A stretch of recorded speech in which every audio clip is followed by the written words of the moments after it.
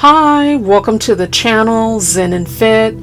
For any of my new followers, I talk about mental health a lot, but I also discuss health and wellness from time to time, as well as just general lifestyle topics. So I'm going to be continuing with these special series that I've been doing on well-known individuals who've been open about their mental health journey and just overall struggles.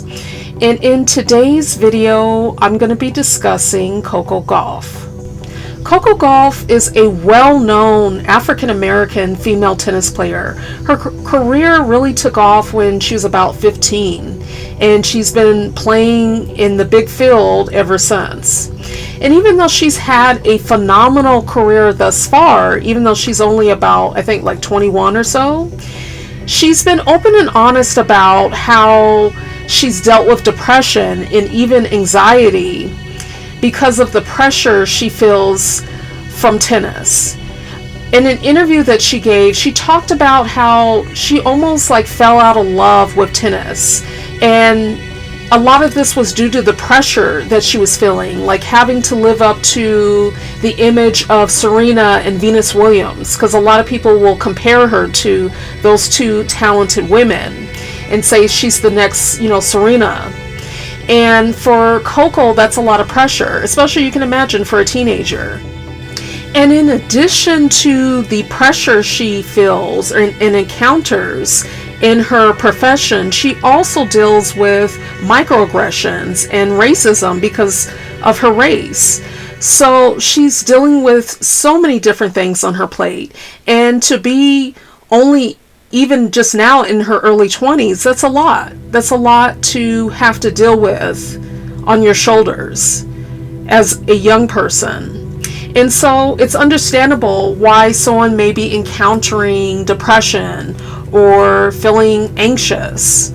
And so Coco has been really open about these issues that she's been facing, which I think is wonderful because a lot of people can relate to it, no matter what field you're in.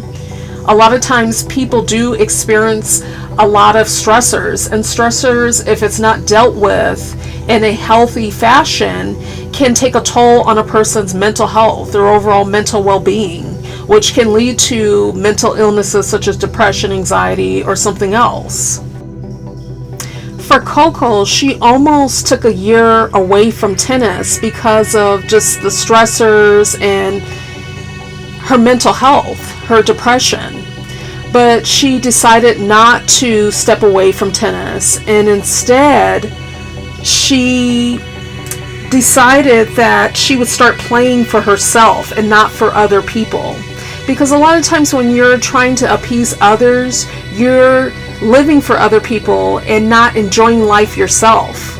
And that becomes an unhealthy situation for anybody.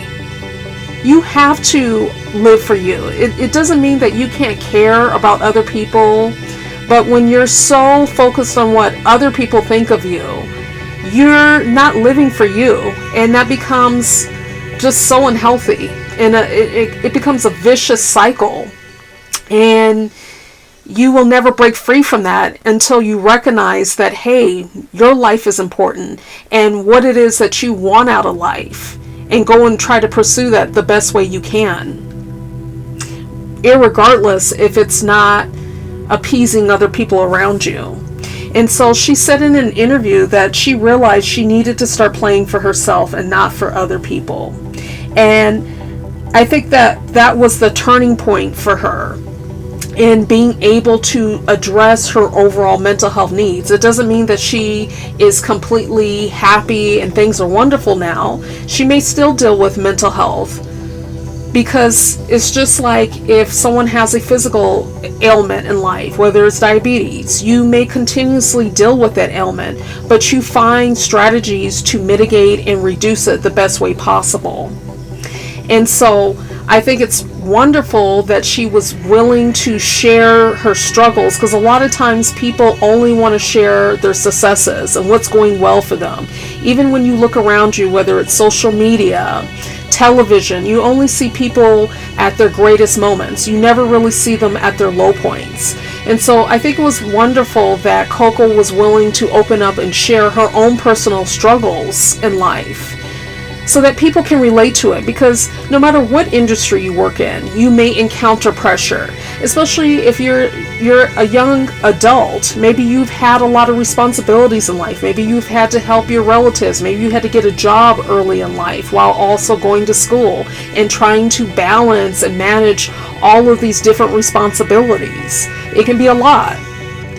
So overall, I think Coco Gauff's story is helpful because it also can be a helpful tool for parents out there who may have teenagers, young adult children, or let's say minor children who haven't hit adolescence yet. And maybe as a parent, you're noticing changes in your child or young adult. Maybe they're becoming more recluse from people. Maybe you're noticing certain symptoms that may be like anxiety. Having discussions with your children, recognizing certain red flags and not ignoring it. Because if you just ignore it, it's just going to get worse. By being able to have conversations about what's going on in life allows your child to be able to address whatever issues are going on with them, whether it is they need mental health treatment because they're dealing with certain stressors and it's causing them to become depressed. Maybe they need to go and talk to someone to process, or maybe they need to join some kind of support group, whatever the case may be. So I hope you found value with this video, and I look forward to reading any comments or feedback you have. And please don't forget to hit the like and subscribe button, and also share this video with anyone you know that may appreciate this type of content. So until next time, please take care.